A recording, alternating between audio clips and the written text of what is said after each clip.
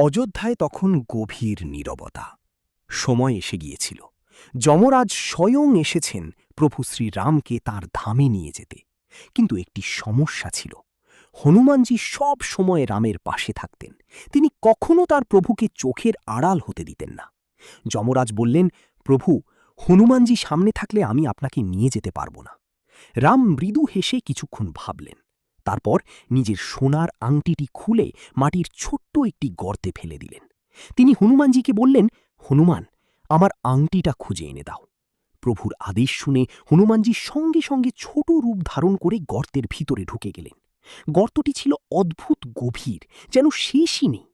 অনেক নিচে পৌঁছে তিনি অবাক হয়ে গেলেন। চারদিকে হাজার হাজার একই রকম সোনার আংটি ছড়িয়ে রয়েছে। হনুমানজি বিস্ময়ে জিজ্ঞেস করলেন, এর মধ্যে আমার প্রভুর আসল আংটি কোনটা? তখন এক রহস্যময় বৃদ্ধ ধীরে হেসে বললেন, প্রতি যুগে যখনই রাম পৃথিবীতে আসেন তখনই এই ঘটনা ঘটে, আর তার আংটি এখানে এসে পড়ে।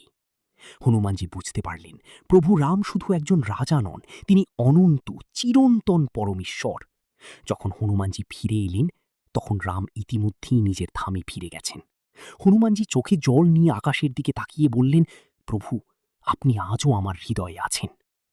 আমাদের গল্প যদি ভালো লেগে থাকে তাহলে লাইক, কমেন্ট ও সাবস্ক্রাইব করুন, আর কমেন্টে লিখুন জয় শ্রীরাম।